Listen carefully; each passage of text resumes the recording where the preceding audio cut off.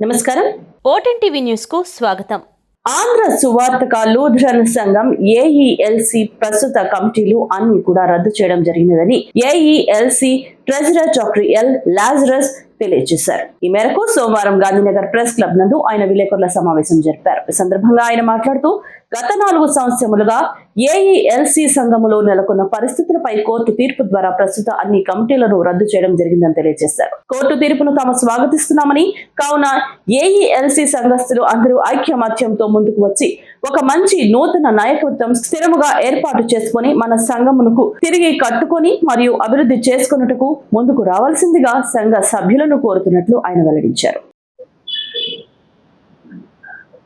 ఇక్కడ చేరిన print media, electronic media అందరూ ఫ్రెండ్స్కి, బంధుమిత్రులందరికీ నా హృదయపూర్వక వందనాలండి. నా పేరు లాజరస్. ఈఎల్సి ట్రెజరర్గా నేను నా పనులను నిర్వర్తించుకుంటున్నాను. దాని తర్వాత కోర్టులో కొన్ని విషయాలు జరిగి ఉంటున్నాయి. ఆ లీగల్ విషయాలు ఏమున్నా మా అడ్వకేట్ మేడం మాట్లాడతారు. మేడం మాట్లాడుతుండగా ఆ లీగల్ ఏమున్నాయో మేడం చెప్పి మీకు క్లియర్ చేస్తారు. మేడం మాట్లాడతారు.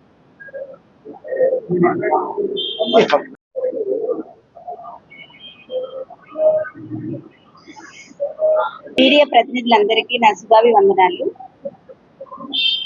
గత ఈ నెల 3/4/2025 గౌరవ హైకోర్టు వారు రిట్ పిటిషన్ నెంబరు 1088/2021 మరియు 1089/2021 ఈ 2 కేసులకు గాను తుది తీర్పును గౌరవ హైకోర్టు వారు చీఫ్ జస్టిస్ గారు ఇవ్వడం జరిగింది.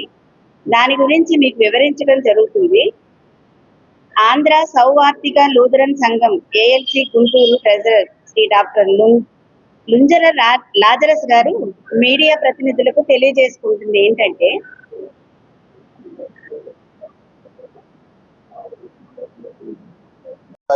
ఎలక్ట్రానిక్ మీడియా వారందరూ కూడా వందనాలు. నా పేరు గోవాడ రాబర్ట్ సునీల్.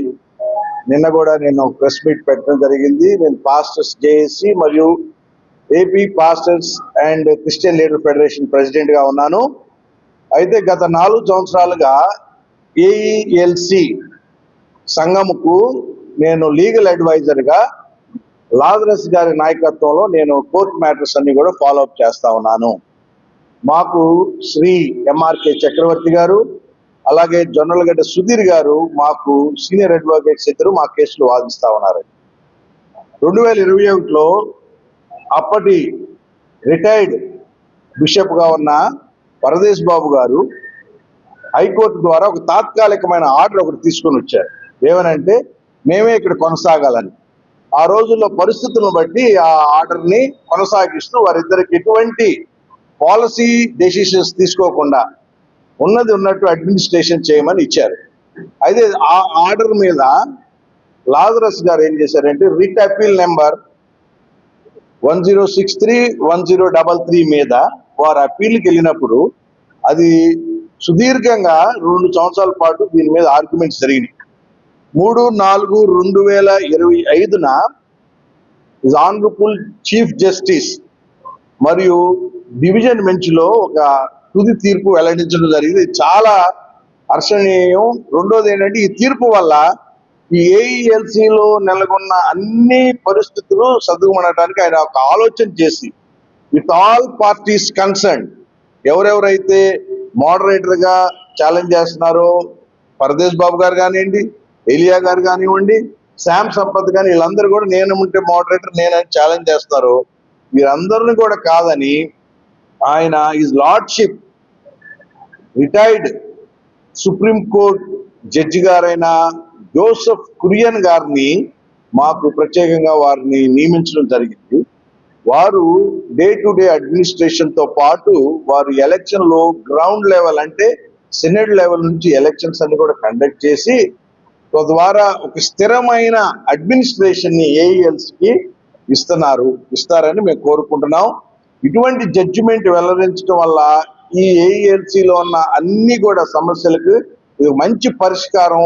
రెండోది ఇది గత 4 సంవత్సరాలుగా లాజరస్ గారు కూడా దీని గురించే.